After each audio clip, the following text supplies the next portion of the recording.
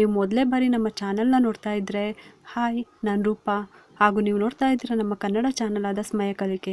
ನೀವಿನ್ನೂ ನಮ್ಮ ಚಾನಲ್ಗೆ ಸಬ್ಸ್ಕ್ರೈಬ್ ಆಗಿಲ್ಲ ಅಂದರೆ ಈ ಕೂಡಲೇ ಸಬ್ಸ್ಕ್ರೈಬ್ ಮಾಡ್ಕೊಳ್ಳಿ. ಹಾಗೆ ಪಕ್ಕದಲ್ಲಿ ಕಾಣುವ ಬೆಲ್ಲೈಕನ್ನ ಪ್ರೆಸ್ ಮಾಡಿ ಆಲ್ ಅಂತ ಟ್ಯಾಪ್ ಮಾಡೋದನ್ನು ಮರಿಬೇಡಿ.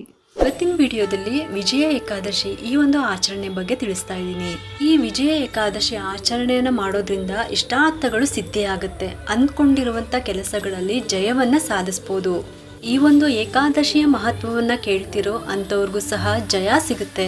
ಏಕಾದಶಿ ವ್ರತ ಎಂಥದ್ದು ಅಂತ ಹೇಳಿ ಆ ಭಗವಂತನೇ ಹೇಳಿದ್ದಾನೆ ಸ್ವತಃ. ಹಂಗಾಗಿ ಅಷ್ಟೂ ಒಂದು ಪುಣ್ಯಕರವಾದಂಥ, ಅಷ್ಟೂ ಒಂದು ಪವಿತ್ರವಾದದ್ದು, ಎಂಥದ್ದೇ ಪಾಪಗಳನ್ನು ಪರಿಹಾರ ಮಾಡೋ ಅಂಥದ್ದು ಏಕಾದಶಿ ವ್ರತ.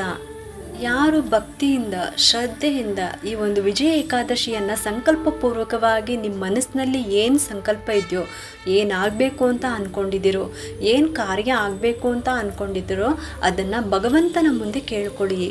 ನಿಮ್ಮ ಆಸೆಗಳೆಲ್ಲವೂ ಪೂರ್ಣ ಆಗುತ್ತೆ. ಇದರಿಂದ ನಿಮ್ಮ ಇಷ್ಟಾರ್ಥಗಳೆಲ್ಲವೂ ಸಿದ್ಧಿ ಆಗುತ್ತೆ ಇದರಿಂದ. ಅಂಥ ಒಂದು ವಿಶೇಷವಾದಂತಹ ಏಕಾದಶಿ ವಿಜಯ ಏಕಾದಶಿ. ಬನ್ನಿ ಇವಾಗ ವಿಜಯ ಏಕಾದಶಿ ಆಚರಣೆ ಬಗ್ಗೆ ತಿಳ್ಕೊಳ್ಳೋಣ. ಮಾಘ ಮಾಸದ ಕೃಷ್ಣ ಪಕ್ಷದ ಏಕಾದಶಿ ವಿಜಯ ಏಕಾದಶಿ. ಈ ಒಂದು ವಿಜಯ ಏಕಾದಶಿ ನಾವು 13ನೇ ತಾರೀಕು ಶುಕ್ರವಾರ ಆಚರಣೆಯನ್ನ ಮಾಡ್ತಾ ಇದ್ದೀವಿ. ಈ ವಿಜಯ ಏಕಾದಶಿಯನ್ನ ಆಚರಣೆ ಮಾಡೋದ್ರಿಂದ ನಾವು ಜೀವನದಲ್ಲಿ ಅಂದ್ಕೊಂಡಿರುವಂಥ ಕಾರ್ಯಗಳಲ್ಲಿ ವಿಜಯವನ್ನ ಸಾಧಿಸ್ಬೋದು. ಆಮೇಲೆ ತುಂಬ ದಿನಗಳಿಂದ ಒಂದು ಕೆಲಸ ಆಗಬೇಕು, ಆಗ್ತಾನೆ ಇಲ್ಲ ಅಂತ ಅಂದರೆ ಭಕ್ತಿಯಿಂದ, ಶ್ರದ್ಧೆಗಳಿಂದ ಸಂಕಲ್ಪಪೂರ್ವಕವಾಗಿ ವಿಜಯ ಏಕಾದಶಿಯನ್ನು ಆಚರಣೆ ಮಾಡಿದ್ರೆ ನೀವು ಅಂದ್ಕೊಂಡಂಥ ಕಾರ್ಯದಲ್ಲಿ ವಿಜಯವನ್ನು ಸಾಧಿಸ್ಬೋದು. ಹಂಗಾಗಿ ತುಂಬ ಒಂದು ಮಹತ್ವವಿರುವಂಥ ಏಕಾದಶಿ ಈ ಒಂದು ವಿಜಯ ಏಕಾದಶಿ. ಈ ಏಕಾದಶಿಯನ್ನು 13ನೇ ತಾರೀಕು ಶುಕ್ರವಾರ ದಿನ ಆಚರಣೆಯನ್ನು ಮಾಡ್ತೀವಿ. 14ನೇ ತಾರೀಕು ಶನಿವಾರ ದ್ವಾದಶಿಯನ್ನು ಆಚರಣೆಯನ್ನು ಮಾಡ್ತೀವಿ. ಹಾಗಾಗಿ ಏಕಾದಶಿಯ ಒಂದು ಫಲ ನಮಗೆ ಸಿಗಬೇಕು ಅಂತಂದರೆ ಯಾವ ರೀತಿಯಲ್ಲಿ ಏಕಾದಶಿ ವ್ರತವನ್ನು ಆಚರಣೆ ಮಾಡಬೇಕು ಅನ್ನೋದನ್ನು ತಿಳ್ಕೊಳ್ಳೋಣ. ಇನ್ನು ಏಕಾದಶಿ ಆಚರಣೆಯಲ್ಲಿ 3 ದಿನಗಳು ಬರುತ್ತೆ. ದಶಮಿಯ ಆಚರಣೆ, ಏಕಾದಶಿ ಆಚರಣೆ, ದ್ವಾದಶಿಯ ಆಚರಣೆ. ಈ ರೀತಿಯಾಗಿ 3 ದಿನಗಳು ಆಚರಣೆಯನ್ನು ಮಾಡಿದ್ರೆ ಮಾತ್ರ ಏಕಾದಶಿಯ ಫಲ ಸಿಗುತ್ತೆ. ಹಾಗಾಗಿ ಇವತ್ತಿನ ದಿನ 12ನೇ ತಾರೀಕು ಗುರುವಾರ ದಿವಸ ದಶಮಿಯ ಆಚರಣೆಯನ್ನು ಮಾಡ್ತೀವಿ. ಅಂದರೆ 1 ಹೊತ್ತು ಊಟವನ್ನು ಮಾಡಬೇಕು, 1 ಹೊತ್ತು ಅನ್ನವನ್ನು ತಿನ್ನಬೇಕು, 1 ಹೊತ್ತು ಫಲಹಾರವನ್ನು ತಗೋಬಹುದು, ರಾತ್ರಿ ಹೊತ್ತು ಫಲಹಾರವನ್ನು ತಗೋಬೇಕು. ಆಮೇಲೆ ಏಕಾದಶಿ ದಿವಸ ಪೂರ್ಣ ಉಪವಾಸವನ್ನು ಮಾಡಬೇಕು, ಸಾಧ್ಯ ಆಗೋರು ಮಾತ್ರ. ಅಥವಾ ಆರೋಗ್ಯದ ಸಮಸ್ಯೆ ಇದೆ ನಮಗೆ ಅಂತ ಅನ್ನೋರು ಹಣ್ಣು, ಹಾಲು, ಫಲಹಾರವನ್ನು ತಗೋಬೋದು. ಅಥವಾ ಸಜ್ಜಿಗೆ ಏನಾದರೂ ಮಾಡಿಕೊಂಡು ತಿಂದು ಉಪವಾಸವನ್ನು ಮಾಡ್ಕೋಬೋದು. ಯಾರು ಮಾತ್ರೆಗಳನ್ನು ತಗೊತೀರೋ ಅಥವಾ ಆರೋಗ್ಯದ ಸಮಸ್ಯೆ ಇದೆ ಅಂತ ಅಂತೀರೋ ಅಂಥವ್ರಿಗೆ ನಾನು ಹೇಳ್ತಾ ಇರೋದು, ಎಲ್ಲ ಚೆನ್ನಾಗಿದೆ, ಆರೋಗ್ಯ ಚೆನ್ನಾಗಿದೆ ಅಂತ ಅಂದರೆ ಪೂರ್ಣ ನಿರ್ಜಲ ಉಪವಾಸವನ್ನು ಮಾಡಬೇಕು ಏಕಾದಶಿ ದಿವಸ. ಇನ್ನು ದ್ವಾದಶಿ ದಿವಸ ಸಹ ಪಾರಾಯಣ ಮಾಡಬೇಕು. ಬೆಳಗ್ಗೆ ಪಾರಾಯಣ ಸಮಯ ಅಂತ ಹೇಳ್ತೀನಲ್ಲ, ಆ ಸಮಯಕ್ಕೆ ಸರಿಯಾಗಿ ಪಾರಾಯಣ ಮಾಡಬೇಕು. ಅಥವಾ ನೀವು ಕೆಲ್ಸಕ್ಕೆ ಹೋಗ್ತೀವಿ, ನಮಗೆ ಬೆಳಗ್ಗೆ ಊಟ ಮಾಡೋದಕ್ಕಾಗಲ್ಲ ಅಂತಂದರೆ ಪಾರಾಯಣ ಸಮಯದಲ್ಲಿ ಏನಾದರೂ ಒಂದು ಸ್ವಲ್ಪ ತಿಂದರೂ ಸಹ ನಿಮಗೆ ಫಲ ಸಿಗುತ್ತೆ. ಹಾಗಾಗಿ ಪಾರಾಯಣ ಸಮಯಕ್ಕೆ ಊಟವನ್ನು ಮಾಡಬೇಕು. ನಂತರ ಸಂಜೆ ಅಥವಾ ರಾತ್ರಿ ಫಲಹಾರವನ್ನು ತಗೋಬೇಕು. ರಾತ್ರಿ ಅನ್ನ ತಿನ್ನೋ ಹಾಗಿಲ್ಲ. ಈ ರೀತಿ ದಶಮಿ 1 ಹೊತ್ತು ಊಟ ಮಾಡಬೇಕು. ಮತ್ತು ಏಕಾದಶಿ ಪೂರ್ತಿ ಉಪವಾಸ, ದ್ವಾದಶಿ 1 ಹೊತ್ತು ಊಟ, ಅನ್ನವನ್ನು ತಿನ್ನಬೇಕು. ಈ ರೀತಿಯಾಗಿ ಆಚರಣೆಯನ್ನು ಮಾಡಬೇಕು. 3 ದಿನಗಳ ಆಚರಣೆ ಏಕಾದಶಿ ವ್ರತ. ಹೀಗೆ ಭಕ್ತಿ ಶ್ರದ್ಧೆಗಳಿಂದ ಏಕಾದಶಿ ವ್ರತವನ್ನು ಆಚರಣೆ ಮಾಡಬೇಕು. ಅವರೆಲ್ಲರ ಕಷ್ಟಗಳು ಕ್ರಮೇಣ ಕಡಿಮೆ ಆಗುತ್ತೆ, ಇಷ್ಟಾರ್ಥಗಳು ಸಿದ್ಧಿ ಆಗುತ್ತೆ, ಭಗವಂತನ ಅನುಗ್ರಹ ಆಗುತ್ತೆ. ಏಕಾದಶಿ ವ್ರತ ಅಂತ ಮಹಿಮೆ ಇರೋದು. ನೀವು ಮಾಘ ಪುರಾಣವನ್ನು ಕೇಳ್ತಾ ಇದ್ದರೆ ಅದರಲ್ಲಿ ಏಕಾದಶಿ ವ್ರತ ಒಂದು ಕತೆ ಬಂದಿರೋದು ನಿಮಗೂ ಕೂಡ ಗೊತ್ತಿರುತ್ತೆ. ಏಕಾದಶಿ ವ್ರತ ಎಂಥದ್ದು ಅಂತ ಹೇಳಿ ಭಗವಂತನೇ ಹೇಳಿದ್ದಾನೆ ಸ್ವತಃ. ಹಂಗಾಗಿ ಅಷ್ಟೂ ಒಂದು ಪುಣ್ಯಕರವಾದಂಥ, ಅಷ್ಟೂ ಒಂದು ಪವಿತ್ರವಾದದ್ದು, ಎಂಥದ್ದೇ ಪಾಪಗಳನ್ನು ಪರಿಹಾರ ಮಾಡೋ ಅಂಥದ್ದು ಏಕಾದಶಿ ವ್ರತ. ಹಾಗಾಗಿ ಎಲ್ಲರೂ ಕೂಡ ತಪ್ಪದೆ ಈ ವ್ರತವನ್ನು ಆಚರಣೆ ಮಾಡಬೇಕು. ಇದರಲ್ಲಿ ಯಾವುದೇ ಒಂದು ದ್ವೇಷ, ಜಾತಿ, ಭೇದ ಏನೂ ಇಲ್ಲ. ಎಲ್ಲರೂ ಆಚರಣೆ ಮಾಡುವಂಥ ಏಕಾದಶಿ ವ್ರತ. ಈ 3 ದಿನಗಳು ಸಹ ಈರುಳ್ಳಿ ಬೆಳ್ಳುಳ್ಳಿ ಏನನ್ನು ಬಳಸಬಾರ್ದು. ದಶಮಿ ಏಕಾದಶಿ ಅಂತೂ ಉಪವಾಸ ಇದ್ದೇ ಇರುತ್ತೆ. ದ್ವಾದಶಿ ದಿನ ಯಾವುದೇ ಪದಾರ್ಥಗಳನ್ನು, ನಿಷಿದ್ಧ ಪದಾರ್ಥಗಳನ್ನು ಬಳಸ್ಬಿಟ್ಟು ಅಡುಗೆನ ಮಾಡಬಾರ್ದು. ಹಾಗಾಗಿ ಶುದ್ಧವಾದ ಆಹಾರವನ್ನು ಸ್ವೀಕಾರ ಮಾಡಬೇಕು. ಈ ವಿಜಯ ಏಕಾದಶಿ ಆಚರಣೆನ ಮಾಡೋದ್ರಿಂದ ಇಷ್ಟಾರ್ಥಗಳು ಸಾಧ್ಯ ಆಗುತ್ತೆ. ಅಂದ್ಕೊಂಡಿರುವಂಥ ಕೆಲಸಗಳಲ್ಲಿ ಜಯವನ್ನು ಸಾಧಿಸ್ಬೋದು ಅಂತ. ಇವಾಗ ಈ ಒಂದು ವಿಜಯ ಏಕಾದಶಿ ಮಹತ್ವವನ್ನು ತಿಳ್ಕೊಳ್ಳೋಣ. ಪಾಪಗಳನ್ನು ಕಳೆದುಕೊಂಡು ಭಗವಂತನ ಅನುಗ್ರಹವನ್ನು ಪಡ್ಕೊಳ್ಳೋದಕ್ಕೆ ನಾವು ಏಕಾದಶಿ ವ್ರತವನ್ನು ಆಚರಣೆಯನ್ನು ಮಾಡ್ತೀವಿ. ಅದರಲ್ಲೂ ಸಹ ಇಂಥ ವಿಜಯ ಏಕಾದಶಿ ವ್ರತವನ್ನು ಆಚರಣೆ ಮಾಡೋದ್ರಿಂದ ಭಗವಂತನ ಆಶೀರ್ವಾದ ನಮಗೆ ಸಿಗುತ್ತೆ. ನಾವು ಅಂದ್ಕೊಂಡಿರುವಂಥ ಕಾರ್ಯಗಳಲ್ಲಿ ಜಯವನ್ನು ಸಾಧಿಸ್ಬೋದು. ಶ್ರೀಕೃಷ್ಣ ಪರಮಾತ್ಮ ಏಕಾದಶಿಯ ಮಹತ್ವವನ್ನು ಧರ್ಮರಾಯನಿಗೆ ತಿಳಿಸ್ತಾ ಇದ್ದಾರೆ. ತಾನು ರಾಮಚಂದ್ರನಾಗಿದ್ದಾಗ ಏಕಾದಶಿ ವ್ರತವನ್ನು ಜಗತ್ತಿಗೆ ತೋರಿಸ್ಬೇಕು ಅಂತ ಭಗವಂತ ಧರ್ಮರಾಜನಿಗೆ ಹೇಳ್ತಾ ಇದ್ದಾರೆ. ರಾಮಚಂದ್ರ ಪ್ರಭು ಸೀತೆಯಿಂದ ದೂರ ಆದಾಗ, ಅಂದರೆ ರಾವಣ ಸೀತೆಯನ್ನು ಅಪಹಾರ ಮಾಡಿದಾಗ ರಾಮಚಂದ್ರ ಸೀತೆಯನ್ನು ಹುಡುಕ್ತಾ ದಕ್ಷಿಣ ಸಮುದ್ರ ತೀರದಲ್ಲಿ ಬರ್ತಾರೆ. ಆ ಸಮುದ್ರವನ್ನು ನೋಡಿ ಆಘಾತ ಆಗ್ಬಿಡುತ್ತೆ ರಾಮಚಂದ್ರನಿಗೆ. ಅಂದರೆ ಅಷ್ಟು ದೊಡ್ಡ ಸಮುದ್ರ, ಇದನ್ನು ಹೇಗೆ ದಾಟಬೇಕು ಅನ್ನೋದು ಭಗವಂತನಿಗೆ ಬರುತ್ತೆ. ಭಗವಂತನಿಗೆ ಇದೆಲ್ಲ ಏನು ದೊಡ್ಡ ವಿಷಯ ಅಲ್ಲ.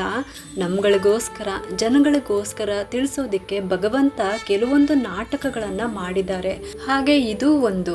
ಅಂದರೆ ಸೀತಾ ರಾಮನಿಂದ ದೂರ ಆಗಿದ್ರು ಅಂತ ಅಲ್ಲ, ಸೀತಾ ರಾಮನಿಂದ ಯಾವತ್ತೂ ಕೂಡ ದೂರ ಆಗಿಲ್ಲ. ಹಾಗೆ ಭಗವಂತ ಲಕ್ಷ್ಮೀದೇವಿ ಈ ರೀತಿಯಾಗಿ ಅವತಾರಗಳನ್ನು ತಗೊಂಡು ಅಲ್ಲಿ ಒಂದು ನಾಟಕದ ರೀತಿಯಲ್ಲಿ ನಮಗೆ ತೋರಿಸಿ, ಅಂದರೆ ಜನಗಳಿಗೆಲ್ಲನೂ ತಿಳಿಸಿ ಈ ರೀತಿಯಾಗಿ ಇರಬೇಕು, ಯಾವ ರೀತಿಯಿಂದ ಮನುಷ್ಯರು ಜೀವನ ಮಾಡಬೇಕು ಅನ್ನೋದನ್ನು ಭಗವಂತ ಅವತಾರಗಳನ್ನು ತಗೊಂಡು ನಮಗೆ ತಿಳಿಸ್ಕೊಟ್ಟಿದ್ದಾರೆ. ಹಂಗಾಗಿ ಈ ರೀತಿಯಾಗಿ ಸಮುದ್ರವನ್ನು ನೋಡಿ ಆಘಾತವಾಗುತ್ತೆ.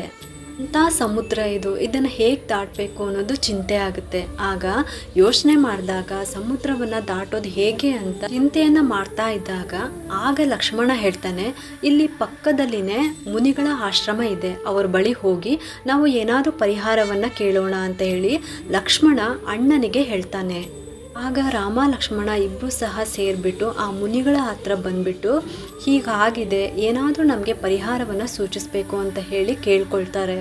ಆಗ ರಾಮಚಂದ್ರನನ್ನ ಕಂಡಂಥ ಮುನಿಗಳು ನಮಸ್ಕಾರವನ್ನು ಮಾಡ್ತಾರೆ.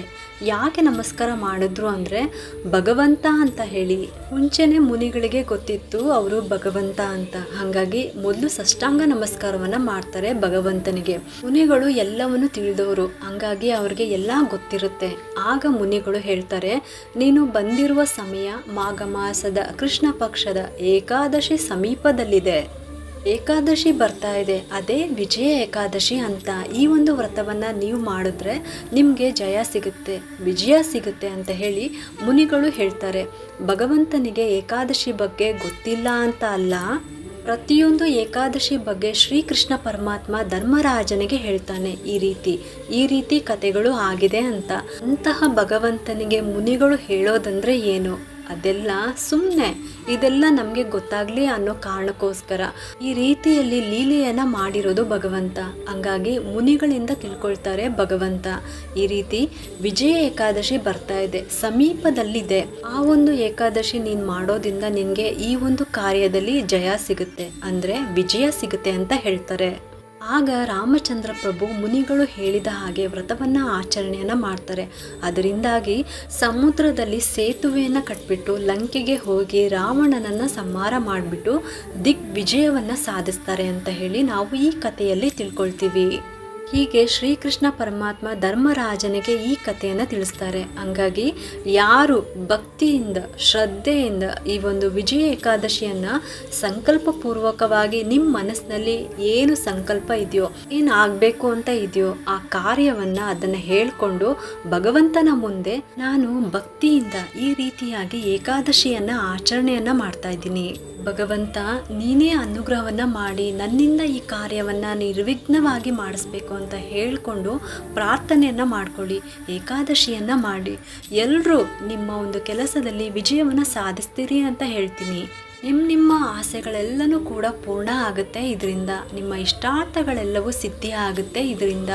ಅಂತಹ ಒಂದು ವಿಶೇಷವಾದಂತಹ ಏಕಾದಶಿ ವಿಜಯ ಏಕಾದಶಿ ನಾಳೆ ಫೆಬ್ರವರಿ 13ನೇ ತಾರೀಕು ಶುಕ್ರವಾರ ಬಂದಿದೆ.